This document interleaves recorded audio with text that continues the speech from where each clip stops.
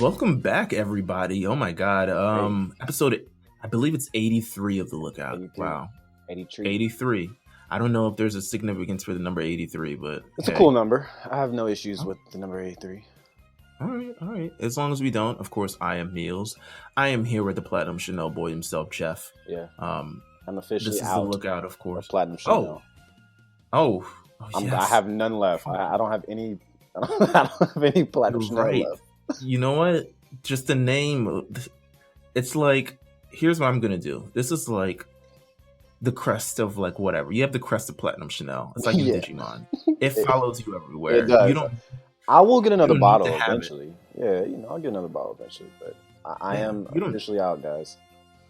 You don't need to have it to embody what Platinum Chanel stands Oh, yeah, for. absolutely. You are absolutely. You are just Platinum Chanel in its purest form. Absolutely. How have you been, man? How's everything I'm been? good, man. I'm trying to get used to this 2021 life and kind of. This is obviously non-lookout stuff, but getting out of the 2020 funk is a little harder than I had anticipated. But it's cool because we have a lot of different anime, so I've been able to kind of focus my mind on that. Although, we don't do this all the time, so I have regular work too, and that is something else. But regardless, bunch of cool anime have been coming out on a week-to-week basis. I'm reading more. I'm reading more My Hero, which I'll discuss with you another time. But yeah, no, it's cool, man. Birthdays have passed and those type of things. So I'm just trying to stay as positive as possible, keep watching different anime, read more manga, keeping the head on straight. You know how shit goes. Listen, I'm gonna tell you two things. One, it's the same funk. Yeah, 2020, 2021. Don't get Come on. confused. It's the same funk. Bro. Second, always keep yourself preoccupied with things that you No want to do, idle and the things time. you enjoy. Please, no idle time. Keep yourself preoccupied with things that you want to do and things that you enjoy, and you will never go wrong. You will never go wrong if you fully enjoy the things that you do and you enjoy the people that you're with. That's just my little, my anime life lesson that I'm bestowing on to. Maybe I'll do one every episode. Nah, I don't got that many gems to do one every episode. I'm sure you do, dude. We got a lot of things to talk about. Yeah. First of all, I don't even know if there's any news out there. There's not really any news.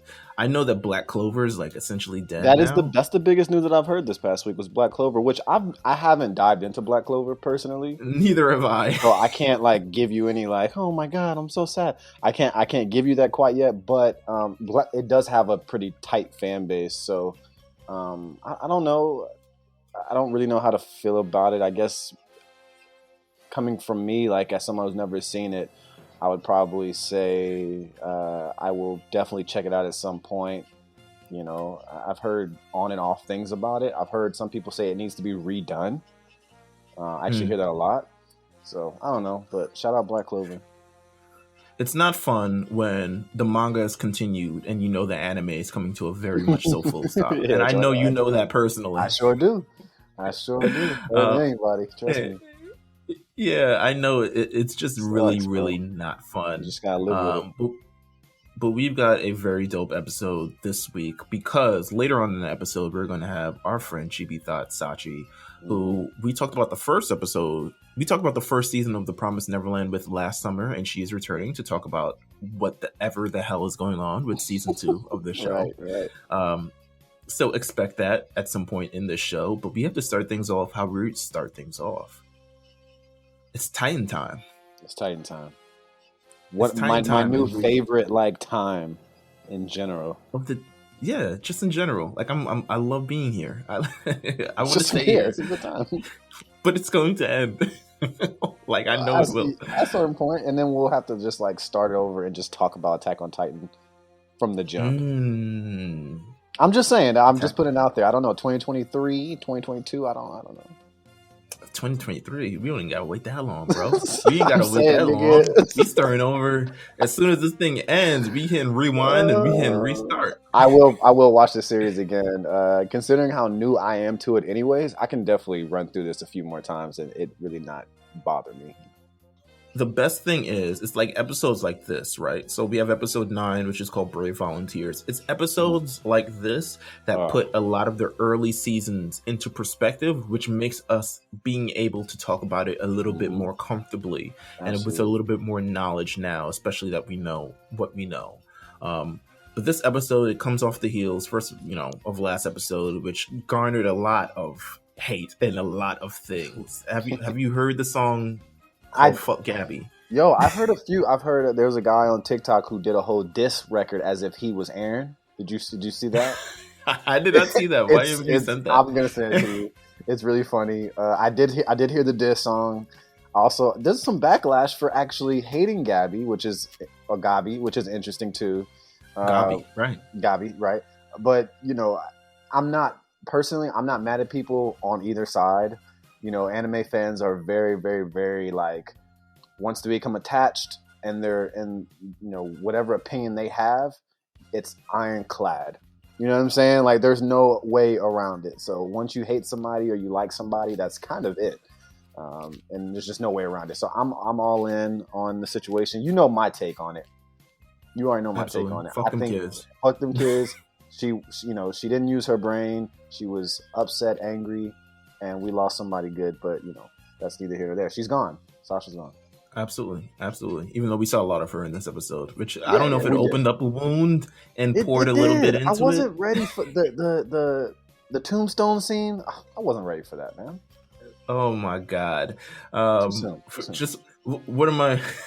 We can talk about this and just in general because this is one of my favorite scenes of this actual episode. Is that they're at her grave and then her parents show up.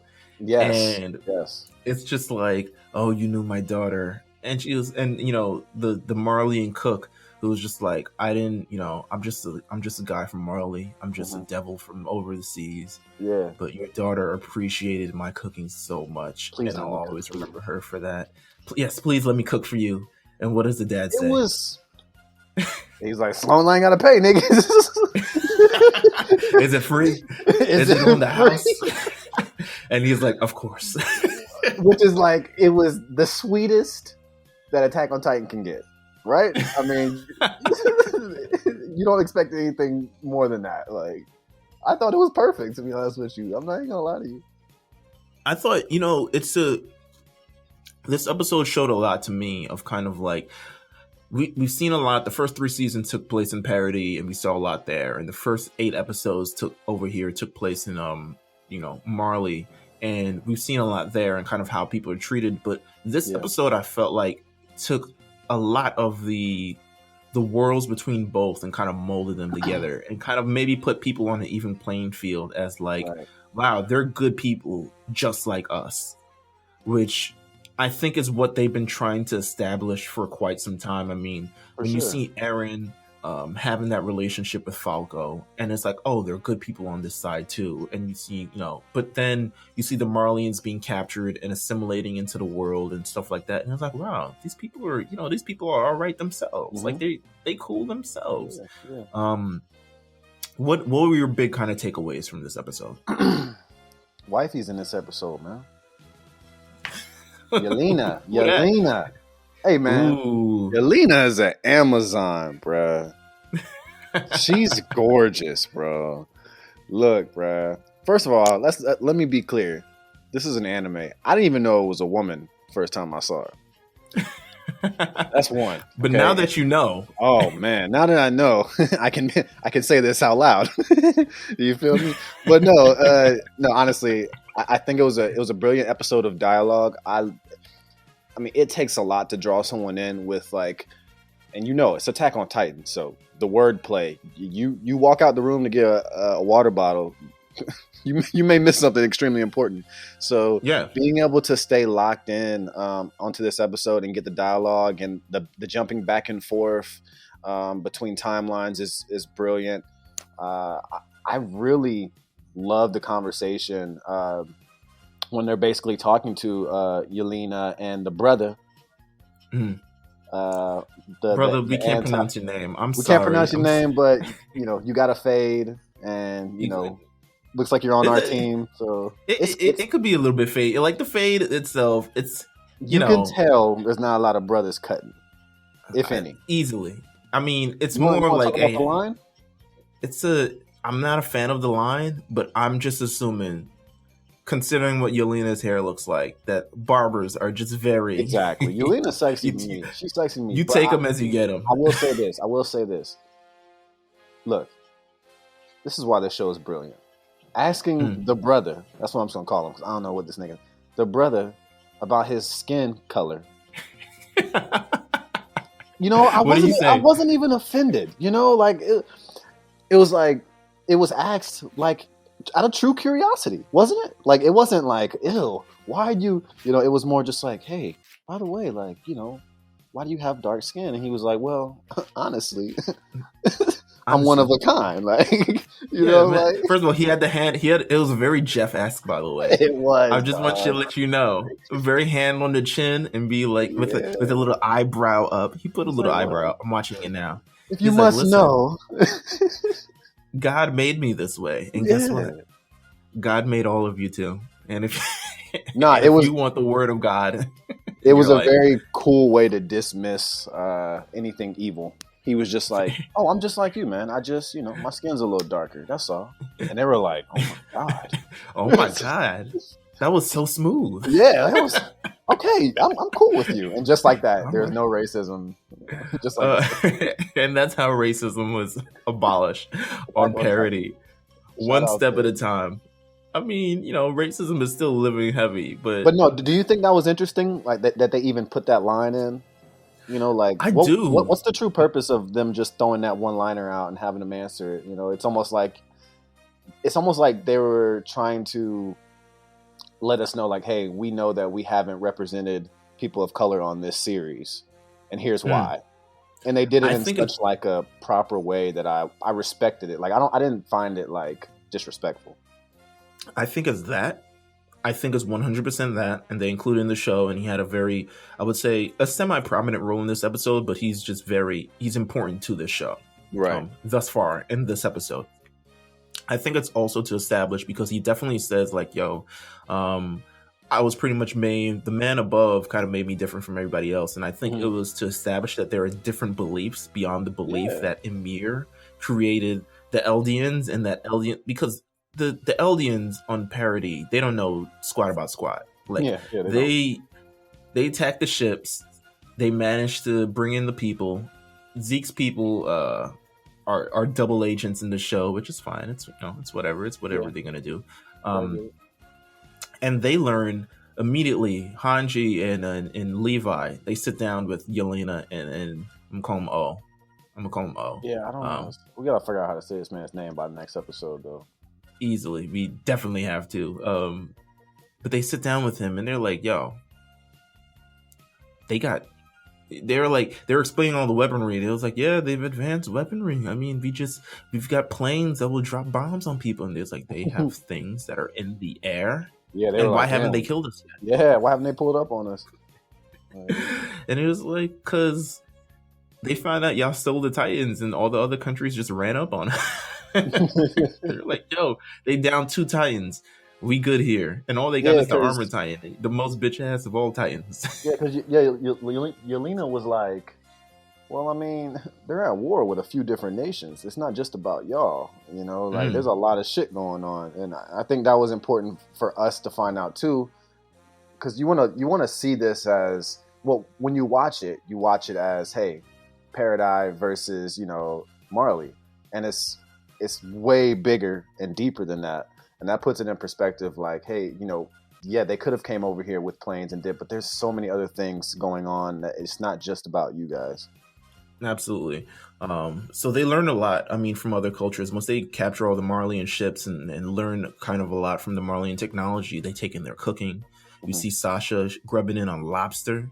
I am personally not a lobster person myself. I felt it, bro.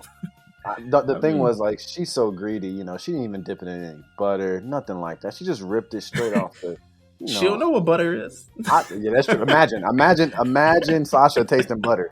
But, like, you know, I love lobster, so I felt her. She had tears coming down her eyes eating that lobster. So I know it was good. It's probably the first time she ever had it. Oh, clearly. So Absolutely. I'm not a seafood person, but I feel you. know. I've known that for a while. according to God made us all different in our own special, unique Yeah. ways. Young O. But Anya Copone. mm, Anya Copone? Anya Copone?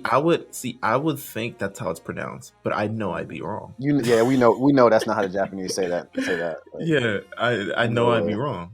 I've learned from Pokemon itself that my pronunciation is almost always wrong. I don't change Pokemon names. If I got it wrong, that's just what his name is from now on. Like, it's too hard to go back. Oh my god. So another major thing that was established during this episode is Zeke. Zeke and the team. Zeke and the crew. Mm-hmm. We get a little bit more of Zeke's plan. And Zeke he's captured.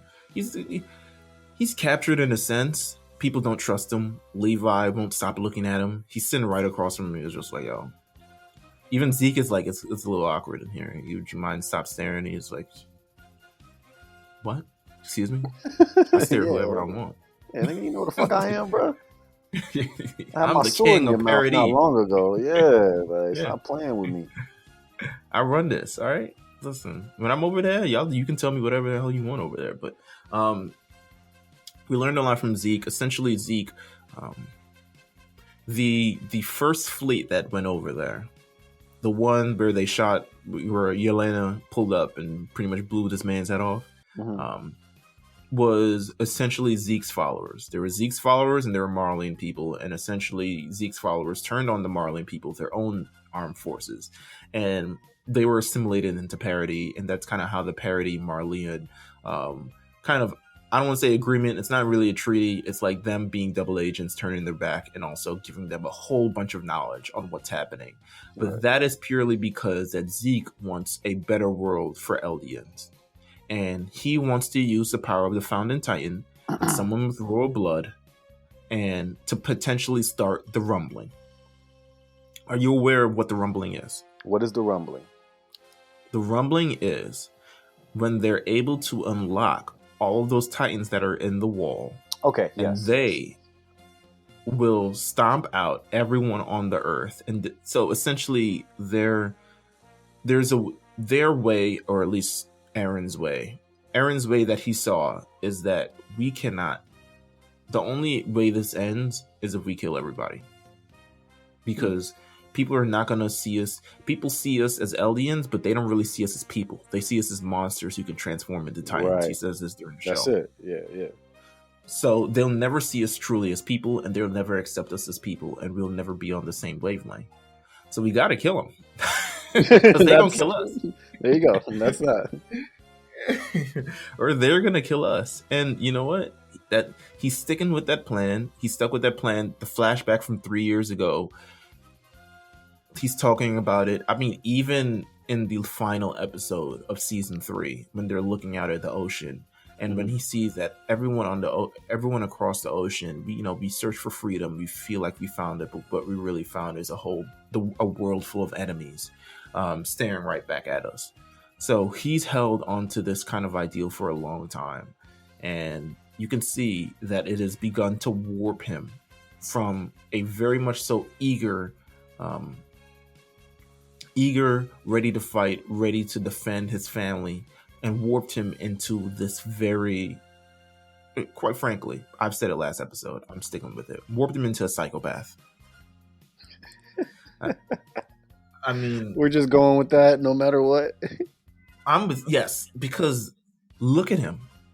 Yeah. His eyes.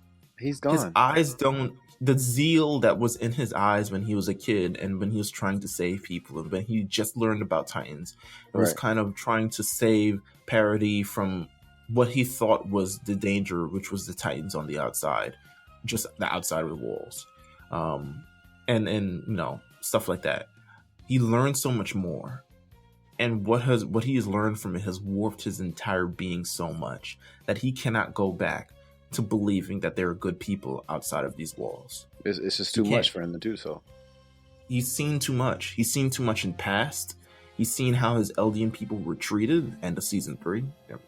They're kicked off the walls, turned into Titans, and expected to wreak havoc. They essentially they were made into Titans. This is another thing I discovered as well. All those Titans that were created were to keep everyone inside of the wall. Mm-hmm. so they would not start the rumbling and leave the wall. So crazy, bro. This episode, it's they give us everything. They give you. I told you, man. Attack on Titan. Obviously, when the action is happening, the visual is stunning. There's bloodshed, a lot of death. You already, destruction. You know how shit go. But when they decide to really turn up and tell the story with words, you're not getting any better moment. I mean, even the clip of Gabi in the prison, still just irritated at Eren is like they're telling just a crazy story. And they're making sure they give you every little bit that you need. I just think it's absolutely brilliant. Levi walking, fucking what's his face, Beast Titan, Zeke to the forest. Like, yeah, this is where you're gonna be, staying there with your Beast Titan ass. Yeah, bitch ass. Just in case we need to cut you down at any moment. Yeah. And you know what? We about to send them kids here too. You be able to talk to them. About to send them here too. So now the sort of Eldian government is trying to figure out, like, can we trust Zeke? Because Zeke has a few things he wants established before he really kind of unveils his plan to save all the Eldians. And he's trying to save all of the Eldians. But they're still unsure what to trust. But they do find out that a lot that he's actually said is real. Based on Eren's, declaration during the episode. It was like, yeah, and I did this because I didn't want Historia to be turned into a Titan, et cetera, et cetera. Smart plan. Yeah. Kept it from everybody, but smart plan. I don't even know if he's probably like, I gotta make some shit up. This'll work. This'll do. I'll just make him think. Historia was for her safety. Absolutely. But I think the through line for this episode, and we'll wrap this up here and begin to head over to the world of the Neverland, is Armin. From the beginning of this episode, we see that Armin is kind of talking in this weirdly lit room, and he has a seashell in his hand. I think the seashell represents the sea and kind of everything that he wanted to discover, and it represents like his past and what, holding on to the past, even though he knows the future is going to be a rough ride because of what they just did. They just murked everybody, and he's trying to, I think he's telling the story to Annie, who is still, still on chill. Seeing Annie was nice too. Yeah, I think that was a really, really nice touch. I agree, and I feel like this entire episode was him telling the story, because he was like, I discovered Eren a while ago, and could this have been something that we had prevented if we just done, instead of showing up and kicking ass, we just talked to these people? Is this something that we could have prevented? Well, at this point, we'll never know, because, I mean, we showed up and kicked many an ass. Exactly, bro. So we'll never know at this point. So I think this episode was a great reset for the season. I absolutely agree. It's the perfect way to lean into something, whatever ends up actually happening. I haven't read the manga, but I can tell that they haven't missed once. No, they just have not missed. And man, I said some things to Meelz before we actually logged on to do this that I told him I would not say on air, and I'm not going to. But this is special, isn't the word, but this is an amazing series. Period. This season is brilliant. Every episode just tells you exactly what you need to see and what you need to hear. I really hope you're locked into Attack on Titan, and if you've never seen this before, like before I saw it, and I just saw naked grown people running around, and you don't know what it is, you're not sure, maybe it turns you off. Trust me, just lock in for the long run, because this shit is so perfect. The final scene of the show is Eren looking into the mirror. 10-pack. 10-pack. Hair up in a bun. Some of it still laid out in the back. He's wet. He's obviously in jail. Man, he's like he's coming after Levi, man, for hottest protagonist right now, man. Apparently, according to a poll on Twitter, Levi was named the hottest member of Attack on Titan. I would say that's true. I mean, I would say he's the hottest one as far as male is concerned. But I would agree because I think Aaron's coming for it. He's coming for it. No. Yeah. I already know how you feel, but Aaron's lost all. You don't even like him no more, do you? Or when's the last time you did like Aaron? Season 1. Yes. It's been a while, huh? Yeah. I feel you. He's been off for a while. He says the only way is to fight, and that is his final words. And that's how we know we're about to get into some next shit. Mm-hmm. So we have that to look forward to, as always. But we also have the Promised Neverland to look forward to. We're having a great discussion with Chibithot Sachi. We'll actually have it right up next, so make sure you stay tuned. We'll be right back. Yeah.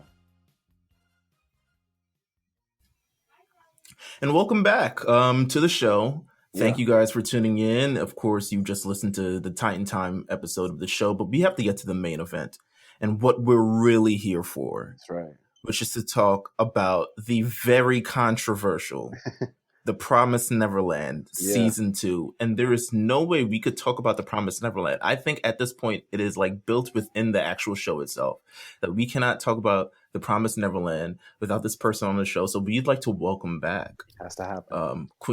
Queen of Cosplay. And Aquarius sister of ours, by the way. Yes. Oh, you guys both Aquarius? Yes. We are both Aquarius, yes. Snap.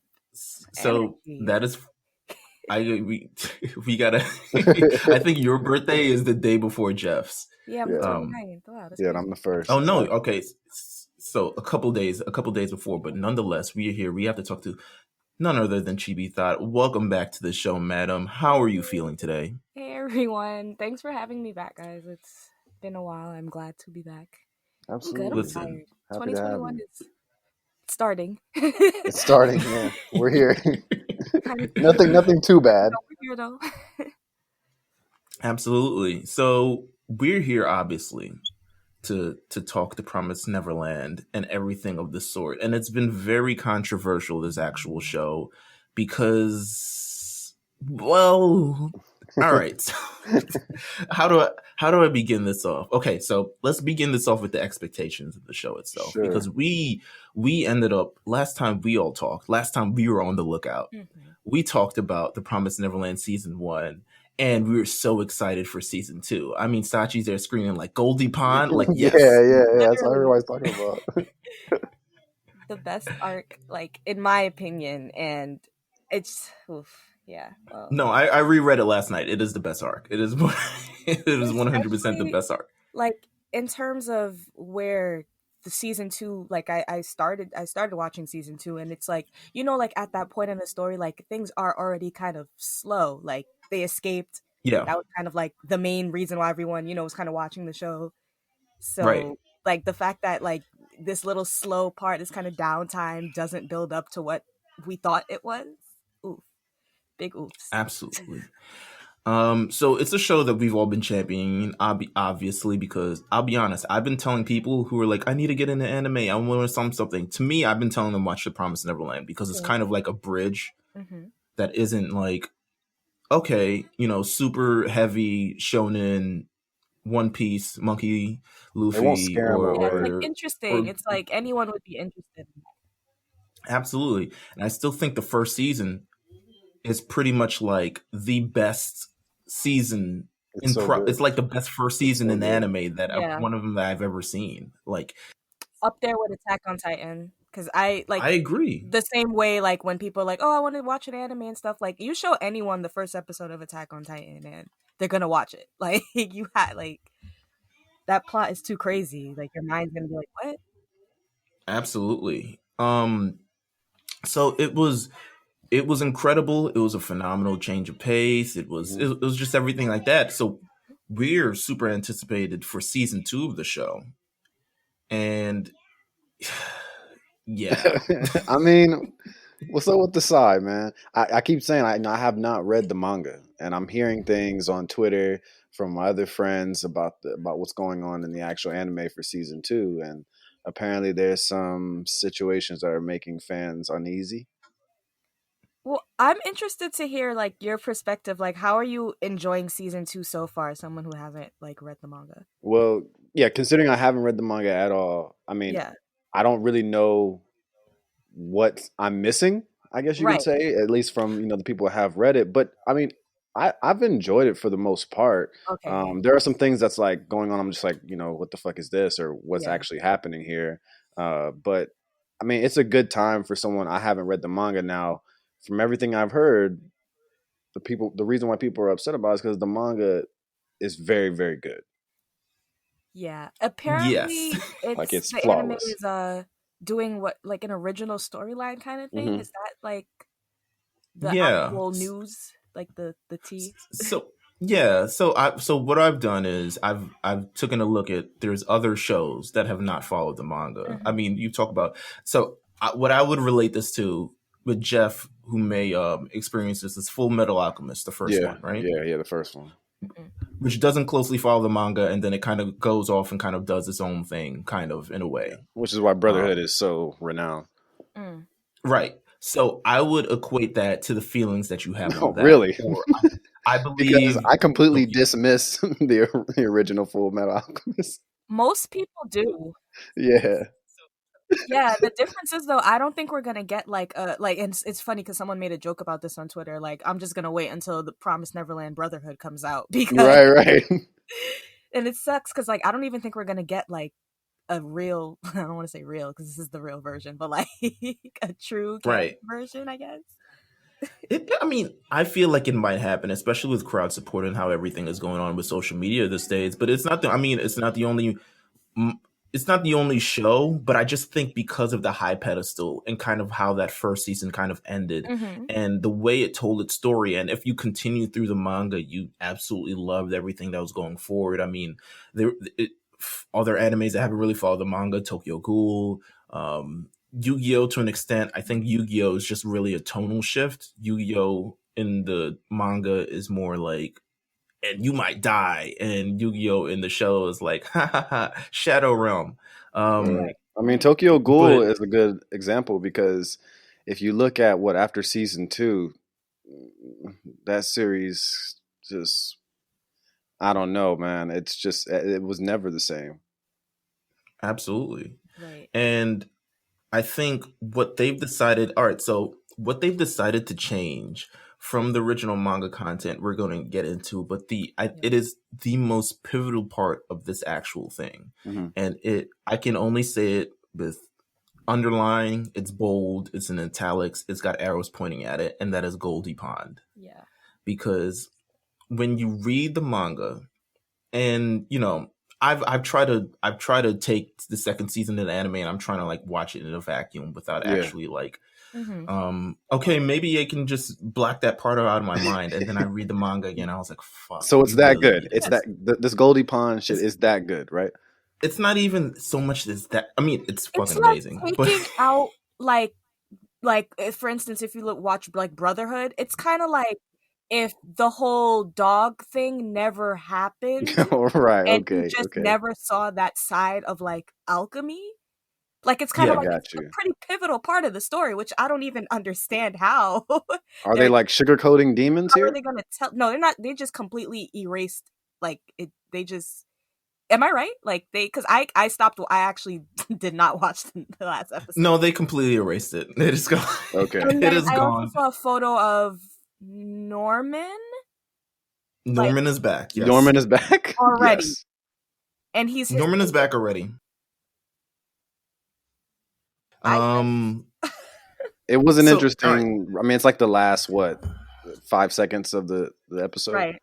Yeah. Right, but the thing is, all right. So let's talk about what's actually missing in part of the show. Yeah, and Jeff, that's going to be spoilers. I want to see what's going on. No. This is good. This is good. I want to know what the fuck everyone's talking about. People, right. I mean, if the people who are upset about it, like, if they have every right to be, I want to know because I get it. Like changing things, making some things canon for anime and the manga. I get it.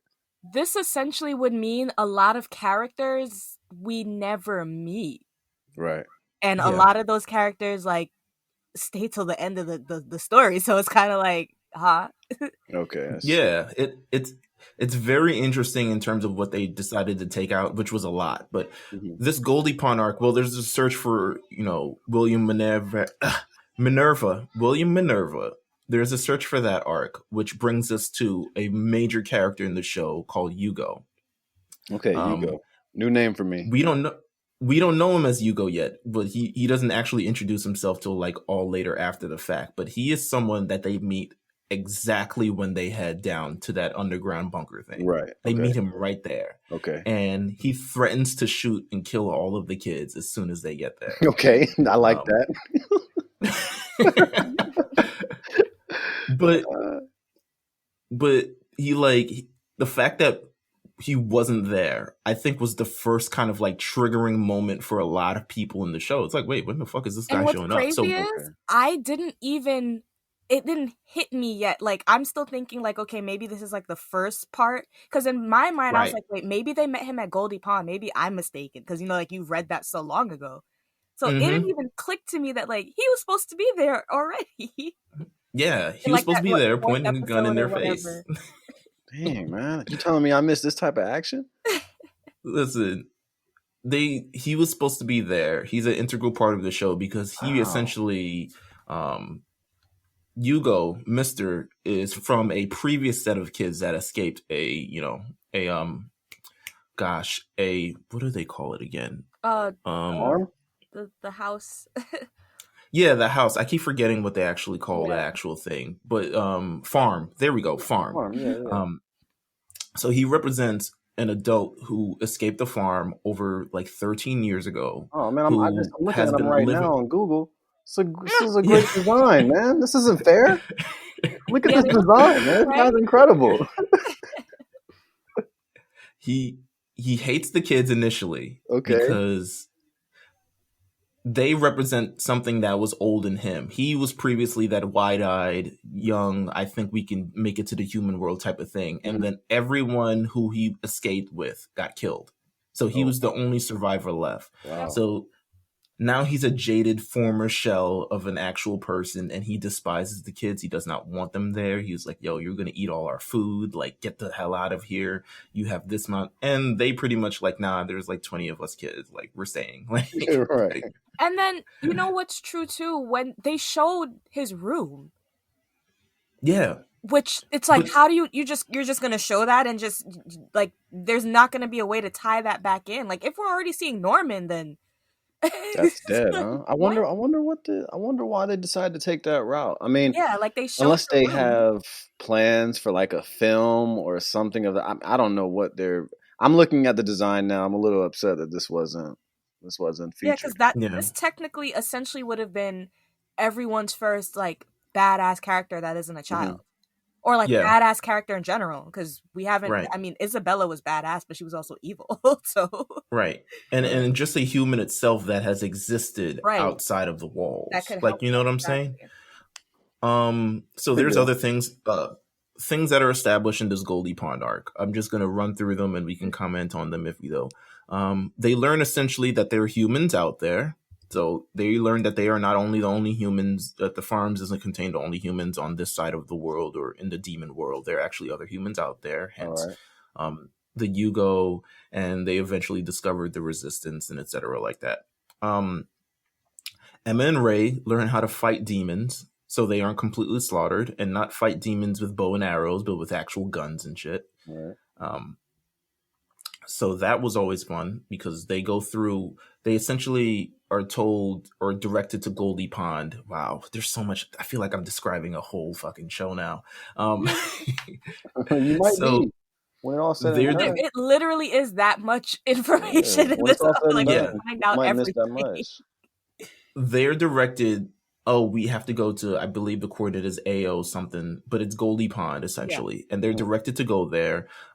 The adult says, do not go there because you will get murdered, and they're like, we gotta at least try if there are more secrets out there, and if Mr. Minerva is out there. So they're like, okay, we're gonna go, and I think they coerce him to go with them, even though he tries to get them killed on the way there. But then he he falls in love with the great nature of the kids, and et cetera, et cetera. Right, Emma gets kidnapped. It gets taken to actually Goldie Pond itself. So they find Goldie Pond. So here's where we get to Goldie Pond. Okay, this is what they I find would Goldie Pond. Yes, 100%. Yeah, I don't think you'll see it. It looks like they were trying to. I was trying to think like maybe. Yeah. Fair enough. No, because they look like they're trying to end the show. Like this season 2 might be the last season. They find Goldie Pond, and it's essentially this hunting ground where humans exist and demons hunt humans for sport. Okay, so like Hunger Games. Yeah. Kind of. Because the flesh of the humans tastes different when they're, being hunted. Yeah. Something like that. Right. Because they show the Meelz like, we and these like stringy humans who like give up and just like, just have no will to live and stuff like that. I want the the ones who fight back. I want something like, and apparently it tastes different. Who knows? Skill of the hunt. Absolutely. All right. So let me continue to speed through this. They find Goldie Pond. It's a farm where humans, where demons hunt humans. They discover the Resistance, which is another group of kids who've been living there for years, who have escaped various other farms and have been trapped in Goldie Pond forever. The pen that they have manages to open an underground bunker under what they think is Goldie Pond, but it's actually Goldie Pond. It's like an actual golden pond. And they discover that William Minerva is actually a person named James Rattray, who was killed. So all of the phone calls that they're having are recordings, basically. And the person he was killed by, I think you end up learning that was actually his brother, because they want to maintain the promise. I don't know. They didn't explain the promise in the show, which is wild to me. Like, how do you not explain the promise? Like, how are you going to tie that in without waiting until the end? maybe they have a plan, y'all. Maybe they have a plan. I don't know. Look, I want to be able to see this, because I'm even seeing some of these characters that you're not mentioning that you're saying I'll probably end up missing out on. But like, I need to see this. Maybe they just move the timeline a little bit. I don't know. I don't know about that, man. Yeah, I don't know. It changes the structure of the show. So they haven't established the promise, which is essentially the agreement made between the demon world and human world, and it's why they're humans stuck in the demon world and they're not able to leave, and why humans and demons aren't able to like kill each other freely. It's like, you stay on your side, you guys stay on your side, which is essentially the promise. Like, Musica touched on it with Emma, but right, I remember. But there wasn't any like action to do after that. Like, she didn't, like, Emma still doesn't know like she can, essentially change the promise or whatever it is she's trying to do to get to the other side. Absolutely. So they learn all that cool stuff. They actually meet a guy, I think his name is Lucas, who's actually, he was missing for quite some time, but he's actually he's from the group that Yugo was from, but Yugo thinks that all of them have died, but he was the one who stayed, and they're actually like best friends, and they don't know each other, have lived for so long. Anyway, the poachers discover that Emma, who is like grade A beef, it's like A+. It's like, oh my God, that Grace Farm girl, oh, she's here. Oh, we got to eat that. So they discover her, and it's now poachers versus humans. Humans actually fight back. Humans defeat. I mean, this is the very much bare bones of it. Human defeat the poachers, and they blow up Goldie Pond. Essentially, it's like, yo, no one's gonna be hunted here ever again. You're not gonna discover any of James Rattray's stuff ever again. Blah blah blah. Also, during this, we, the reader, discover that Norman is alive. They don't find out that Norman is alive yet. Okay. That's interesting, because I was just watching the episode with my girl, and we got to the end of the episode, and I was like, "Oh, there's Norman." Like, it kind of takes away. Like, were you surprised still? Like, did it feel impactful? No, it didn't. I mean, I told you, it's maybe the last, like, straight up, it's like the last 15 seconds of the episode, Like, I know they're going to go more in depth into it in the of next course, episode, but to for just sure. dash Norman there, like, you just killed him. Like, if someone was to be watching season 1 or season 2 directly after season 1, you just killed him. Like, he's 4 episodes in and he's back.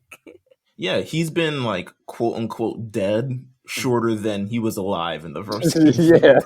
In the manga, like we find out, but remember, this is manga, so it's even longer. But at the like towards the end of Goldie Pond, like we still don't even, we're still thinking like, damn, Norman's dead. It's like they said Goldie Pond was just too much, man. It's just too much for TV. Yeah. Listen, apparently, all right. It So sucks because like that's kind of the most action too, like the most movement. Like you actually see like battles, like fighting. You think that arc kind of made the series? And to wait so long to see that animated, it's like, damn, now we're not even gonna, like, I've been hyping up Goldie Pond to other people, and now I'm just like, ooh, never mind. Never said anything. Did it just, was that just a source of the meat of the series, you would say? Like, did Goldie Pond really set up the structure of how this thing needs to be done?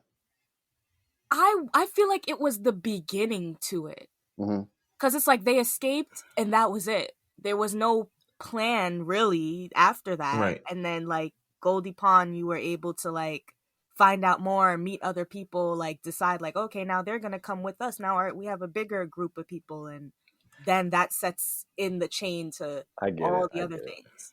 Because like, what happened to Goldie Pond? Don't those kids take Emma and them to like their old? Yeah. So they take them to the old hideout. Yeah. They take so now it's like 100 damn kids in there. No, it's like 60. It's like 60. It's like 60 and like a couple adults. So they take them there, and then on the way, there is a group of, all right, so here's where it's going to tie back into episode 3 or 4, which makes no fucking sense. So a group is like, yo, we have to find these humans. The demons, essentially, the demons hierarchy, the aristocrats or whatever. They're like, we have to find those humans. So they actually hire other humans. Well, they hire other humans to go find them by any means possible. And that's when those other humans show up like a SWAT team in the actual underground bunker. So the things you see in episode 3 or 4, where they have to escape the bunker because all those SWAT guys showed up, that happens, but it happens under completely different pretenses. The human who is looking for them actually goes back to Grace Field, and he like questions Phil, and he's like, yo, what do you know about these kids, and et cetera, et cetera. Yeah. And then he goes there, and they go in there, and they pretty much start shooting shit up and try to blow it up, essentially. And there's a big fight. All the kids escape except Hugo and Lucas, who are best friends, and they're like, yo, we're the only 2 adults here. We're gonna scrap back and forth with these guys, and they're like 8 SWAT guys, and they kill 7 of them. And eventually Lucas is shot, and he dies, and Hugo is essentially almost taken out, and then he like essentially hits this thing to blow up the whole underground bunker thing. So everyone is supposed to die. So there's no Goldie Pond resistance? No, because this is all after. Right? What do you mean the Goldie Pond resistance? What do you mean Goldie Pond resistance? I mean, I know you're speaking on Lucas, obviously. But Sonia, Violet, Nigel. Oh, they're all there. They're the 60 kids that show up. Okay, cool. Mm-hmm. Yeah. So they're the ones who join the actual kids. So it's a bunch of stuff that they actually missed. So it's like, it's essentially. I see. I put in my bullet points. They cut. Yeah. Well, it's not even shifted. They just repurpose shit for different. Yeah. I mean, I'm hoping to shift it and something happens. Maybe they completely introduce. I don't know. Like, because now my thing is, if like it would be one thing if they like skipped Goldie Pond and like pushed it back further, but you skipped Goldie Pond and then showed Norman. So like, how those two don't mix? Like right, exactly. No, that's literally like, so that means you're just skipping to the arc where, and then it's like you find Norman, because when we find Norman, he's older. He has a whole group of people. Yeah. So I guess I'm curious to see like what they're gonna and how, but I'm also just like, dang.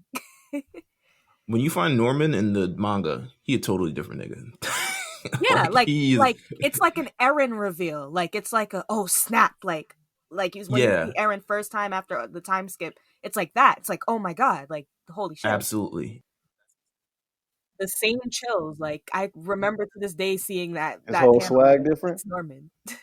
Absolutely different. He's on that whole squad of people. You again, we get like what 5 new characters that are amazing and probably the strongest there is. Right. Well, he does show at the end of this episode. He is with well, they don't show everyone else. I'm assuming they're dressed in disguise like Norman was, but right. I won't tell you what happens after they find Norman because we haven't figured out what happens when they find Norman after the show. So I won't tell you that, but I just know he's a completely different person and he's older. And man, he ain't older in this scene in the manga or in the anime. I mean, they a little older, but they're not like. Well, he looks the same. This is the first time skip, but it's like the first time skip is from like I think what was she like 9 or something before season 1? Yeah, and now they're probably like 12, if that. Yeah, they're like essentially teenagers. Yeah, okay. But then when they see in the manga, at least when they find Norman, like Norman's like 15, like he's like they're all. Oh, okay. Yeah, absolutely. All right, so we've established what kind of goes on in the actual manga itself and kind of what it's missing. But in terms of the anime itself, to say it, things have been skipping is like the least. It's like a lot of things have been rushed, which actually takes away from the show. I wouldn't mind the show if it had its original plot line and it kind of just like it followed whatever, but it made sense. Like they were doing pacing and all this other stuff. I'm like, oh, it's original. It's not the manga, but at least it's good. Right. They running from A to B to C and it don't make no sense, bro. Well, see, here's what I'd say. Because considering I hadn't, read anything, I really didn't have an issue with what was going on. But of course, I had blind eyes to what was really going on. Right. So I was just watching it as like, oh, season 2, Promised Neverland, new episode, boom, boom, boom. Now, when I go back and I read, I'll probably really be able to see like, hey, this was completely ridiculous. A fortunate part is like people who didn't read the manga, they may be watching it and just won't be enjoying it as much and like won't know why. That's what I'm afraid of. I'm afraid of like people dropping the series because now it's like, wait, what's happening? Okay, well, I don't care anymore. Yeah. I mean, I can 100% see that happening. But so I don't know. I try to absorb both different because there are plenty of times where manga and anime is kind of different. And the result has always kind of been like, one's just different than the other, but overall, like we're following the same kind of story. And I try to accept like, okay, here's the anime, here's what they're doing. Let me at least try to accept what they're doing. And the manga, I understand that the manga is different and I can just completely accept that. But I think just overall the way the show's structured itself, where there's a lot of things that happen, but aren't really truly established on or explained. Like, let's talk about the actual show part of itself where Isabella's alive. You see that Isabella's alive, and now she's like sent on a mission to recover the kids. Like she's supposed to be like on this mission, and I'm just like, okay, but we don't see her for like 2 other episodes after that. And apparently, like in these 2 episodes, like a year or like 6 months or 9 months or 18 months went by. Yeah, it has passed, and I'm just like, so she ain't been catching these kids for the last 18 months? What was she doing before that? I didn't even like realize that that's how they depicted it. Like she was supposed to be the one catching them. They were like, oh, if you can get these kids back. And she's like, oh, I can get these kids back. Smirky little smile. And then we never see her fucking again. Yeah, like, I'm sure we'll see her. Makes sense because then who's watching the kids at Gracefield? Yeah. Oh, yeah. Well, it's another mom. It's another mom completely because they do that. Yeah, they do that in the manga too. That they give them another mom, but in I'm not gonna spoil the rest of the manga for you for stuff that hasn't actually happened because it still may happen in the show, even though I doubt it will happen in the show at this point. But now it's interesting for people who who have read the manga like you guys. Every episode, you're just like, this is what is this? This is brand new. Every episode, I'm like, wow, that is not what happened. Infuriating, but it's like I'm also like you said, like maybe they are gonna somehow tie it back. I just can't see that going Absolutely. well. Like, even if they do It's manage to do it, I just see that as being like they're gonna like stretch it somehow to make it make sense. I can't see it happening because once you add Norman to the show, even Yeah, if you that's go back, you it can't changes the entire exactly. structure of things. You Exactly. know? A lot of things that their motivation was, it's like, well, Norman disappeared and Right. Norman gave up his life for us, so we have to make sure to do this and we have to make sure to carry out what we're planning to carry out for Norman, and then eventually discover Norman in the show. But I Right. mean in the manga. But the fact that he shows up like it's not even halfway through the That's what I'm first saying. season Like, yet. episode, what are we on? Like 5, 6? 5 or Five. 6. Yeah, like Five. nothing.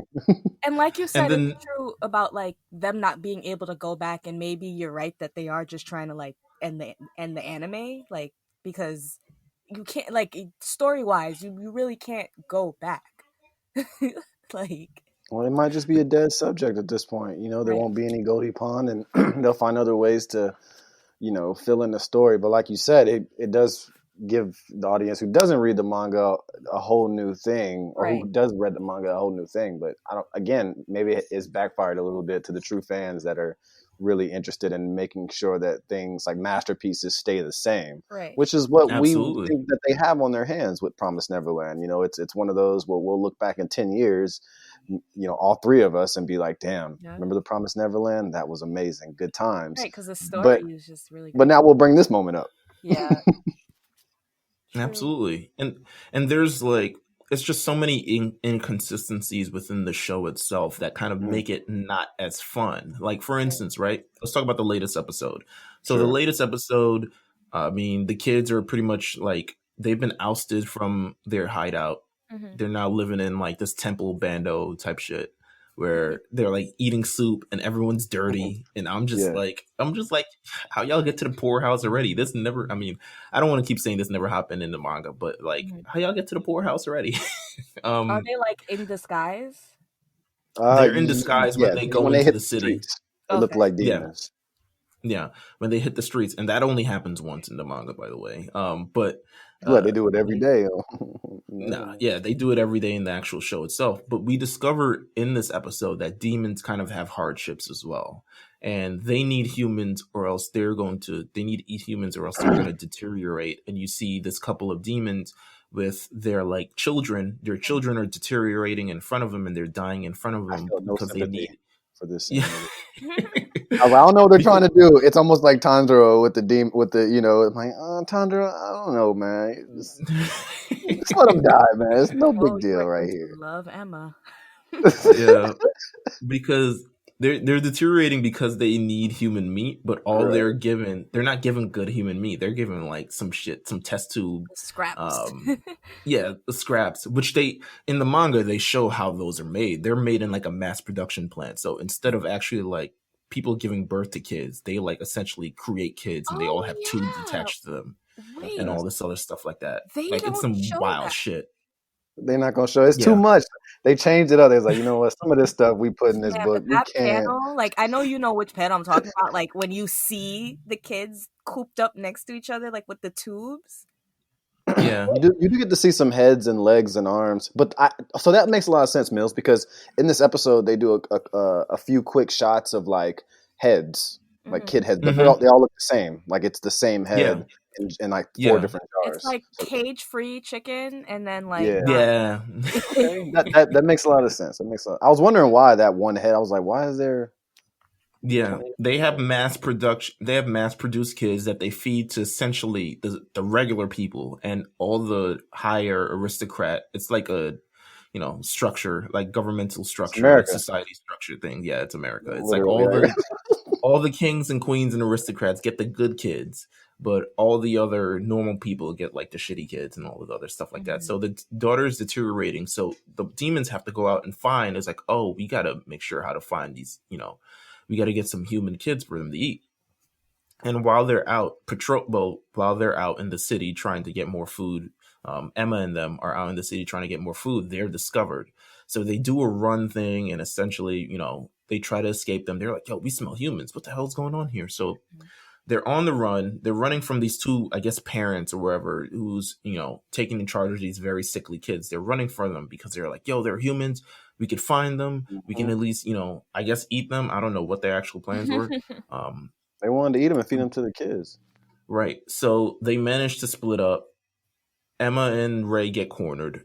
And then suddenly the heads of those demons are cut off. I was like, wait, you just established they're like parents who are just trying to make stuff for their kids. Now, their kids are definitely dying for sure. It's over. Yeah, they just try to establish that they're just parents who are trying to make ends meet for their kids. And then they have like Norman and the gang show up and murder them. Norman murders them, has them murdered. Like out of nowhere, like very like, no questions, cool. No words. Yeah, no questions asked. And I'm just like, this show is wild. But I mean, there's so many inconsistencies from the show. I think it's probably, if I had to say this, I haven't seen many other, animes, and especially ones that differ too much from the manga. This might be the most egregious. When it happens, people are usually upset about it. So yeah, people on Twitter are not happy. Of course, especially because everyone's been like even like I said earlier, everyone's been hyping up this arc, like not just the series. It's not like Attack on Titan where everyone's just like, yo, read the manga, it's so good. Like everyone's been like, you have to read Goldie Pond. Absolutely. It's a very, I think eventually in the future we will get this arc animated somehow if they have to redo the show, which I'm assuming we'll animate it ourselves. Yeah, or something along those lines. Like, I mean, I think the show will get done over because it's the first season, I think it's the manga itself was very much so acclaimed and it was loved. It got wonky towards the end where there was a lot of stuff happening, but overall, I'd say 90% of it is good. And I've read and I've sat and I've read this manga, and every chapter I'm drawn in. You kind of have to read 100 chapters at a time because you can't really put it down because every chapter ends with a little bit of a cliffhanger. Right. The show doesn't really follow that. It actually makes you leave with more questions, but they aren't questions that like, oh my God, what's going to happen next? It's like question like, how the hell did that happen? Yeah, why did it happen? Yeah, so it's a weird kind of place that they're in with this show. Man. This has kind of turned me off a little bit, man. I'm a little upset. You guys are really I knew this in perspective. Yeah, it should put this in perspective for me because don't get me wrong. I mean, I do want to read Promised Neverland. I will. Obviously, Meelz knows I'm so far behind on My Hero that I can't really do that at this moment because I feel like I'm this close to being kicked off this show until I read. I read My Hero. A little bit. But go on. This isn't about My Hero right now. It's not about My Hero right now. But I really feel like from the sounds of it, I need to at least read Goldie Pond, the arc, so I can really see what's going on because this sounds a little bit disappointing, man. I know anime sometimes they go off small things, maybe some dialogue, maybe you don't see a panel that you thought you were going to see in the anime, whatever. I know that happens to everything, but sounds like they just completely cut and paste another arc in and said, okay, we're just not even going to display this.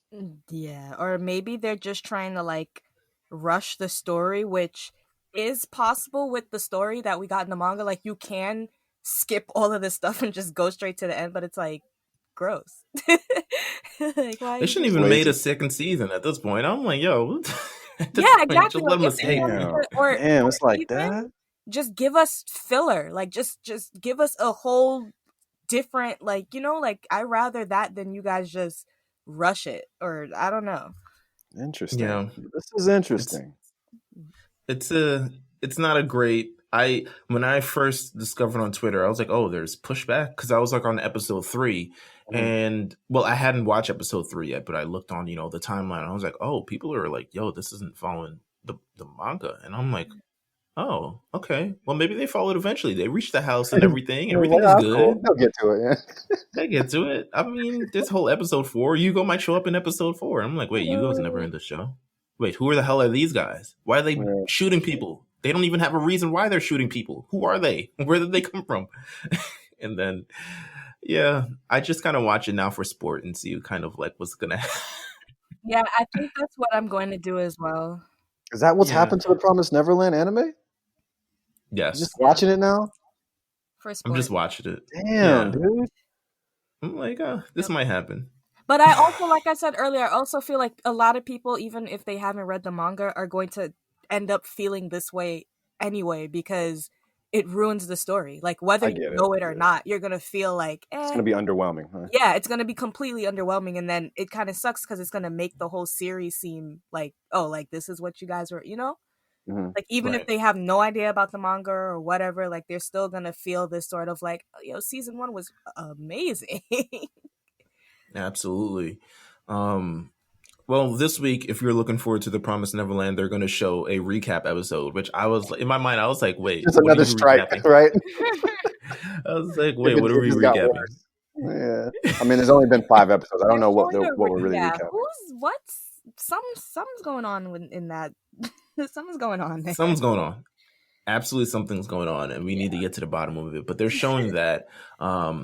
I mean, that's all we can say for the Promised Neverland now. Actually, Sachi, I want your thoughts on another anime that's going on pretty freaking well right now. We talked about it a little bit earlier, but what are your thoughts on this final season of Attack on Titan? I think it is done perfectly. I'm so happy I'm finally able to see things and understand things because it's like I read a lot of this. I actually stopped reading the manga because the plot just got way too convoluted for me to follow reading wise. So I'm like super excited for this season to like just see everything play out. But I'm liking it. I love like the pacing is good. I feel like they leave you on like good cliffhangers for the episode so far. But it's like you still feel like you're watching a decent episode. You're not like watching like 10 minutes of recap and then like a little bit happens, you know? Because it's award-winning anime. The last I'm about to say, they could have like made the pacing really, really shitty, but I feel like they're doing a good job with that. So that's good. We're on masterpiece hours right now because this season is just going way too good. And the animation, of course, shout out to my god, the music, the themes. Yeah, the music. Oh my gosh, the episode where they declare war. Oh shoot, I know. Okay, yeah, the episode where they declare war. Like, if you pay attention, the score of the entire episode is just beautiful. Like, the entire music, like from start to finish, it's like they compose that specifically. Absolutely, it's incredible. It really is, and I think Attack on Titan is just gonna go down as beyond just an anime, just like quality writing, quality art, just quality thing. I think it's like a Hall of Fame anime in my opinion. We're there. So many friends who don't watch anime and they're like every Sunday they're like, it's Attack on Titan Sunday. Like, it's trending crazy every Sunday. It's brilliant. It's brilliant. No, I don't want to say for no reason because it's a brilliant story. You know, it gives you everything that you would absolutely want from a show. You know, from development, sadness, happiness at times. Right. The murder seems so real, you know, like it really breaks your heart, and at the same time it makes you want revenge your own way of watching it. So it's deep, man. Like I just watched Game of Thrones for the first time last year, and it's like, to me, they're not comparable as far as story, but just in depth and all the different characters.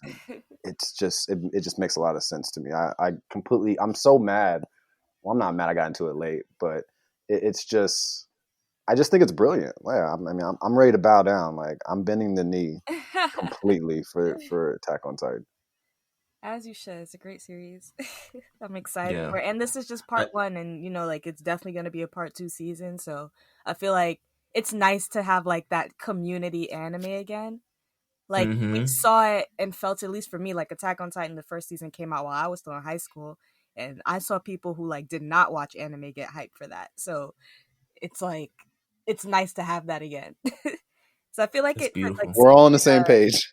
For like season 2 and 3, like people are watching it, but not as many like non-anime watchers, if that makes sense.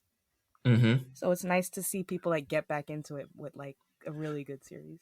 Because it's just so good. Like, yeah, and it's rare. Like we talk about the Promised Neverland, right? Like it's rare we see an anime through the entire. First of all, we could have not seen it through. It took them several years to get season 2 and season 3 finished, but it's rare that we kind of are able to see an anime all the way through and it kind of like live up to the manga and kind of like hold the same plot and not really change too much.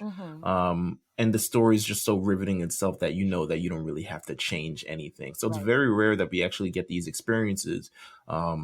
It's just by The Promised Neverland is just one glaringly fucked up example. But Sachi, are you watching Jujutsu Kaisen? I definitely am. Okay. You liking the season so far? Yeah, I love it. I think that's also like just really well done. Yeah, anything Mappa touches right now. Mappa is on fire. Whatever budget they got, 2021, 2020 is like they're on one right now. Yeah, I think I actually I want to read Jujutsu Kaisen when the season's done because the manga's looking brilliant. Crazy too. It's brilliant. But this Jujutsu Kaisen, I'm waiting for it to be done too. You said what? No, I said I'm waiting for the show to be done too, so I can jump back into the manga. Did any of you guys read Chainsaw Man? Yes. Cool. Yes. Invite me back to that episode. We'll get there. We will definitely get there. We'll do. Chainsaw Man is another masterpiece that ended right on time. So good. That ended right on time. Perfectly. Absolutely. And we get the part 2, allegedly. All right, but thank you, Sachi, for coming on to the show. Plug everything that you got going on and where people can find you and stuff. Hey, as always, I'm on Twitter talking shit at Chibithot with an O, and I'm on Instagram looking cute at Chibithot with a 0, and then I'm on Twitch playing games at Chibithot, so it's TH00T, and we are binging Yakuza. I'm loving that series, so come through. Nice. All right. Thank you guys for tuning in, as always, to another episode of The Lookout. Yeah. You can listen to us at The Lookout RNC on RNC Radio. We're available on Apple Podcasts, Spotify, Google Play, everywhere. I guess it's Google Podcasts now. Everywhere you can find podcasts, we're available there. You can also subscribe to our YouTube page where we have a couple of content that's up early, and also just subscribe to us in general. Follow us at The Lookout on RNC on Twitter, and we have fun over here. We have fun on this side. Thank you, Sachi, once again for coming through and doing the show. Of course, anytime. You guys are great. Thanks for having me. Really appreciate you, seriously. I wish it could have been 6 months ago where we were so happy about the show, and now I know, we're just right? shitting and we waited. I know. And the energy. It's so crazy. I'm so happy we're gonna be talking about Goldie Pond. Woohoo! This would have been the Goldie Pond episode for real, wouldn't it? This would have been. Wow. We would have been on the way there. Absolutely. But thank you, and we'll see you guys next time. Take care. Yeah. Bye.